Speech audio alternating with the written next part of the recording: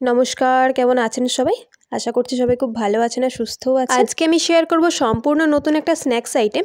বাড়িতে হঠাৎ গেস্ট চলে এলে তাদেরকে কিন্তু এটা আপনি বানিয়ে দিতে পারেন। মাত্র 10 মিনিট হাতে সময় থাকলেই বানানো যাবে। আর এটা বানাতে বেসিক কিছু জিনিসপত্র লাগবে।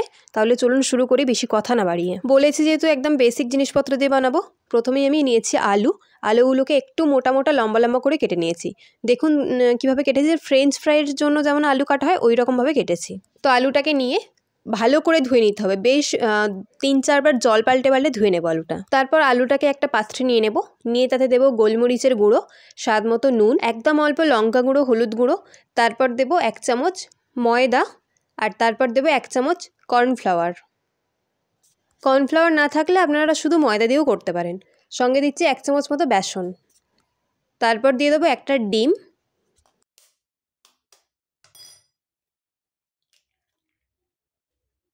এরপর সব কিছু একসঙ্গে ভালো করে মাখিয়ে নেব।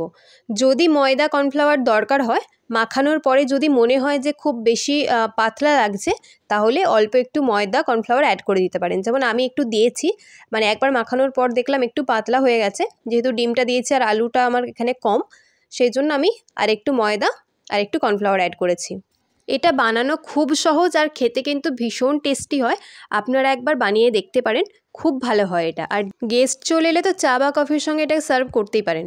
তো দেখুন একটু পাতলা হয়ে গিয়েছিলো বলে আমি একটু ময়দা দিয়ে দিলাম, মানে অল্প একটু ময়দা কর্নফ্লাওয়ার দুটোই দিলাম আমি। দিয়ে আবারও ভালো করে একবার মিশিয়ে নেব। ব্যাস, এটা শুধু এই ম্যারিনেশনটাই দরকার, ব্যাস আর কোনো কিছু লাগবে না। তো এখানে আলুর ম্যারিনেশন কিন্তু একদম রেডি। ততক্ষণ এটাকে চাপা দিয়ে রাখবো একটু। এদিকে তেলটা গরম হতে হতে, মানে যতক্ষণ সময় থাকবে হাতে, এটা চাপা দিয়ে রাখবো। আর এদিকে তো কড়াই বসিয়ে দিয়েছি। কড়াইতে তেল দিয়ে দিলাম একটু বেশি করে, যেহেতু এগুলো ডিপ ফ্রাই হবে। আমি এখানে 2 রকম তেল মিশিয়ে দিলাম। দিয়ে ভালো করে একটু তেলটা গরম হতে দেব। তেল ভালো করে গরম হয়ে গেছে, ধোঁয়া উঠছে। তো এরপর গ্যাসের ফ্লেমটাকে মিডিয়াম করে দেব। দিয়ে আলুগুলোকে দিয়ে, মানে ম্যারিনেশন করা আলু দিয়ে মিনিট 2 পর গ্যাসের ফ্লেমটা একদম লো করে দিয়ে আলুটাকে সেদ্ধ হওয়ার জন্য একটু সময় দিতে হবে। ওই ধরুন মিনিট 5-7 মতো। তো আলুগুলোকে উল্টে পাল্টে ভেজে নেব ভালো করে।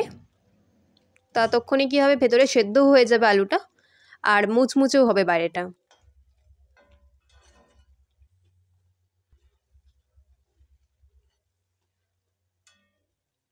এদিকে আলুগুলো ভাজা হয়ে গেছে, কালারও চেঞ্জ হয়ে গেছে। আলুগুলো ভেতর থেকে সেদ্ধ হয়েছে কিনা বোঝার জন্য একটা টুথপিক নিয়েছি।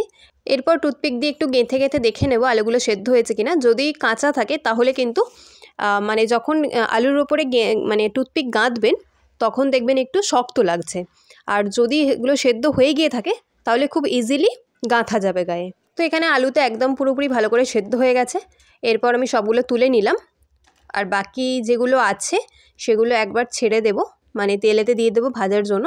তাহলেই একদম রেডি। এরকম সহজ সহজ নতুন রেসিপি পাওয়ার জন্য আমার চ্যানেলটা সাবস্ক্রাইব করে পাশে থাকবেন, লাইক কমেন্ট শেয়ার করবেন। আর যদি কোনো রেসিপি দেখতে চান অবশ্যই কিন্তু কমেন্টে জানাবেন, আমি শেয়ার করবো আপনাদের সঙ্গে। তো এখানে দেখুন সবগুলো আমার ভেজে নেওয়া হয়ে গেছে। আমি একটা ভেঙে দেখাচ্ছি ভেতরটা কতটা সেদ্ধ হয়েছে।